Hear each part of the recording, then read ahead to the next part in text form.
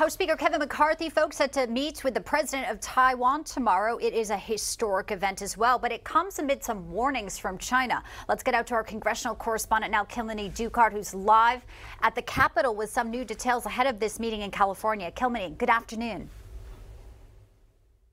Bianca, John, good afternoon. China has warned House Speaker Kevin McCarthy not to repeat the mistakes of his predecessor, Nancy Pelosi, saying a meeting with Taiwan's president would undermine regional peace and stability. Both leaders seem unmoved by those threats. Tsai stopped in New York last week, where she quietly met with Democratic Minority Leader Hakeem Jeffries. National Security Council spokesperson John Kirby described Tsai's trip as consistent with U.S. policy toward Taiwan and China. He added China should not use it as a pretext to ramp up its aggression in the Taiwanese Strait. This week, Tsai visited Guatemala and Belize, shoring up support for some of the few Central American countries who've maintained formal ties. Earlier this month, Honduras severed its 80-year relationship with Taiwan, establishing formal diplomatic relations with China in a blow to the island nation. The people of Taiwan face constant threats and pressure from the neighbor on the other side of the Taiwan Strait. While Taiwan's relationship with democracies around the world have grown stronger in recent years, we continue to be excluded from participating in international organizations and serving as a productive member of the international community. Despite Tsai's meeting with McCarthy, which is set to take place at the Ronald Reagan Presidential Library on Wednesday, McCarthy has not ruled out his own visit to Taiwan. A spokesperson for the Chinese Foreign Ministry, however, releasing this statement in response to Wednesday's meeting. China firmly opposes U.S. arrangement for Taiwanese President Tsai Ing-wen's transit visit and her meeting with House Speaker Kevin McCarthy, the number 3 person in the U.S. government. This act seriously violates the One China principle and the provisions of the 3 China-U.S. joint communiques and gravely undermines China's sovereignty and territorial integrity.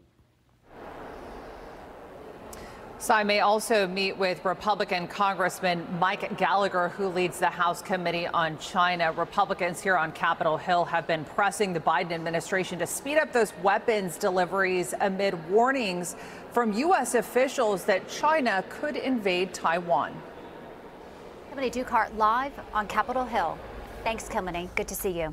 John? Well, today, the Pentagon is still refusing to publicly admit that Chinese spy balloon gathered intelligence from sensitive U.S. military sites, even though they told us previously that they stopped the balloon from doing that. But in terms of transmission back to the PRC and what was able to be transmitted back, I just don't have further information for you at this time. I wouldn't be able to say that they were able to transmit back to Beijing. We just don't have, I just don't have that type of information at this point. So you're saying that is not confirmed at this point? That is not confirmed at this point. And well, that response came after NBC News reported that the balloon did, in fact, gather sensitive intelligence information. They cite 2 current senior U.S. officials and 1 former senior intelligence official, and I'm quoting the article here. China was able to control the balloon so it could make multiple passes over some of the sites, and also at times flying figure-8 formations, which allowed it to transmit information it collected and sent back to Beijing in real time. Now, that intelligence came mostly from electronic signals, which can be picked up from weapons systems that also include communications from base personnel. Now, NBC says these satellites, or I should say these balloons, were not, or this balloon in particular, was not taking pictures of the bases, nothing like that. The 3 sources in the NBC News article contradict what President Joe Biden said back in February, right after he waited a week to shoot the balloon down. Look, the total amount of intelligence gathering that's going on by every country around the world is overwhelming. And the idea that a balloon could traverse, break American airspace is, anyway, it's not a major breach. I mean, look, it's a violation of international law. It's our airspace. And once it comes in our space, we can do what we want with it. Not a major breach, the president said. Joining us now to talk more about this is General Blaine Holt, retired from the U.S. Air Force. Also with us, Florida Congressman Greg Steube. He's a retired U.S. Army officer. Gentlemen, great to have you both here. Good to see you. Great to be with you, John. Congressman, first to you. There were already plans in Congress to investigate this. What do you make of this NBC News report? Well, it's obviously confirming what Republicans were saying all along. It was a Chinese spy balloon. We knew it was collecting sensitive information. We knew it was surveilling the United States. It went over sensitive sites. It went over nuclear sites. It went over B bomber sites. And to say that it wasn't gathering intelligence and information and communications is just lying to the American people. And now, again, we know the truth. And again, the Biden administration is lying to the American people. So thankfully, we have Republicans in Congress, and we have the Chinese committee to go after the Chinese Communist Party, and we'll be able to fully investigate this and get more information and at least be a stopgap of all these horrible foreign policy decisions that this administration is making. The editors at the National Review, General, writing an op-ed today that says President Biden knows America answers on the Chinese spy balloon. I agree. Are they just trying to protect sources? So, you know, they don't want to confirm this because of what it may do, incentivize other, China. Why do you think they're being so coy about this?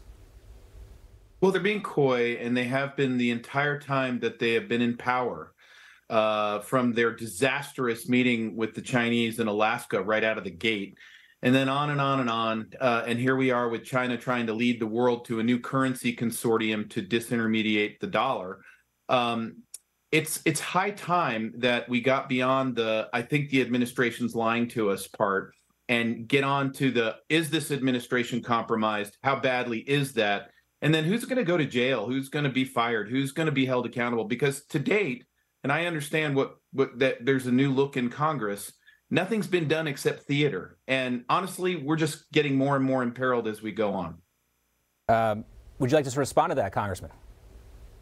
Yeah, look, we know that the Biden administration is compromised. Look at the amount of money that's been transferred to Hunter Biden by the Chinese Communist Party. We now have facts and evidence that the big guy was taking a 10% cut of all of that. And you have a committee that's investigating this. The oversight committee's diving deep on all the information that they're collecting. But it takes time to do that. We've only been in power for about 2-3 months. On the House side, it takes time to get the investigative powers of the House focused and do the investigations that these committees are going to do and get that information before the American people.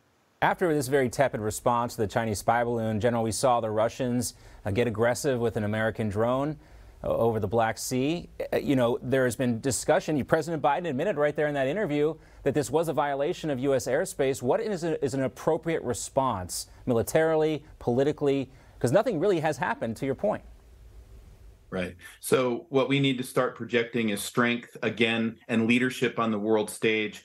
We need to impose costs to those who would be aggressive against us. But we're never going to get that done as long as we have an open border and 100,000 Americans a year dying at the hands of the Chinese and the cartels to fentanyl. We're never going to get that done as long as this national security team continues to hold its seats and obeying China at every turn. I'm very reassured by Congressman Corey Mills showing Secretary Austin that he had drawn up articles of impeachment on him. The time for games is really over, and I get it. The new Congress just took over. It's just that the world gets a vote too, and we're running out of time. Yeah, we saw Secretary Austin denying that he knew about those drag shows on military bases as well. Congressman Steube, to you, what do you think about the idea of impeaching Secretary Austin? I think almost the entire cabinet of the Biden administration, from the Joint Chiefs Milley for things that he did in dereliction of duty. Just look at Afghanistan. Look what he did to President Trump with China, calling China right before the election swap over. There's a whole bunch of actions from Milley, from Austin, from Blinken to Mayorkas, who all should be impeached for dereliction of duties, for violation of federal law at the border, just like the other gentleman highlighted. Every single day at the southern border, our federal laws that Congress passed are intentionally and deliberately being violated, and they need to be held accountable for that. Congressman Greg Steube, General Blaine Holt. Thank you, gentlemen. Great to be with you both.